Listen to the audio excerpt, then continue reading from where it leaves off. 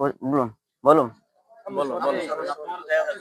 সারাদিন সারাদিন সকালবেলা আমরা একসাথে ছিলাম, একটার পরে 10টা 11টা যে দুজন ভাতটা খাওয়ার পরে যাই কাজ করছি। আপনি আর ওনার নাম বলবেন, আমি আর ওই ছেলে ছিলাম, ওই নাম বলবেন, ওনার নামটা বলেন। ওর নাম হচ্ছে আব্দুর রহিম, আমার নাম হচ্ছে মোহাম্মদ ফরহাদ।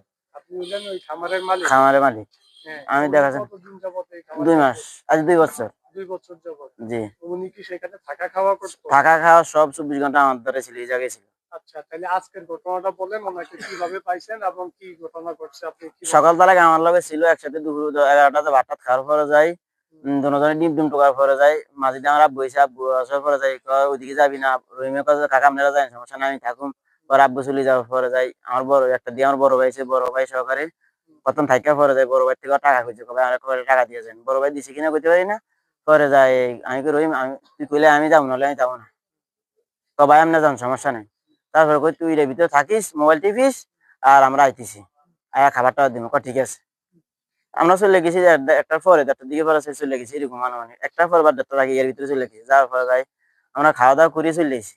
চলে যাওয়ার পরে যাই, আমি ওরা খোঁজ করতেছি, পাইতেছি না। পরে ওর খালতো ভাই আছে বাড়ির পাশে, পরে ওর খালতো ভাইরে আমি ফোন দিছিলাম, ফোন দিছি, আর খালতো ভাই আমাকে ভাই তাই না যাইছে খুললেন টুলেন কোনো আশেপাশে আছে কিনা সেটা দেখ খুলেন না। তো যে জায়গা দ্বারা আমি ফোন দিছি ওর খালতো ভাইয়ের কাছে, ওই জায়গা থেকে মানে বাইরে আর রাস্তার দ্বারা ফোন দিছি। ফোন দিছে পরে দুজন লোক আইছে ডিমের জন্য, তখন বাচ্চারা ডিমের লেগে ভিতরে গেছে, ভিতরে গেছে, বাচ্চারা কইছে ভাই ভাই ওই যে ঠ্যাং দেখাচ্ছে এরকম কইসারি বলেন, ঠ্যাঙের কথা কইসারি আমি দৌড় দিছি। দৌড় দিয়ে যাওয়ার পরে যাই আমি বেলার যাওয়ার দিকা, আমি আরো সে কোলে রয়েছি, এটা মাছটা রয়েছে কিরকম, আমি তক্তা ছিল, তক্তার ফাঁকটা ছিল, ফাঁক ওই ফাঁকটার নিচে ছিল ওর অর্ধেক, আর উপরে ছিল অর্ধেক, আর লোয়ার অ্যাঙ্গেলটা ছিল তো ছোট, এটার জন্য। তারপর আমি উসকে কোলে রয়েছি, গলা রয়েছি ছিল রসিটা ছোটাই, আমি কোলে মানে যাতা ছিল এরকম। পরে আমি ডাক্তার দ্বারা লড়ে আনা দিয়েছিলাম, মহিলারা আমার কোলে থেকে রেখে দিছে। রেখে দেওয়ার পরে আরো মানুষ টানুষ চাইছে, পরে কোনো নাই নাই, পরে বার করে ভয় রেখেছে। ওই ঘটনাস্থলে আর কেউ ছিল না? আর দুজন মহিলা ছিল যে আমার সাথে রাস্তায় দাঁড়ায় দাঁড়ায় কথা কইছিল, ওই বাচ্চারা আমার কইছে, বাচ্চার মা ছিল, বাচ্চার মা মানে ছিল।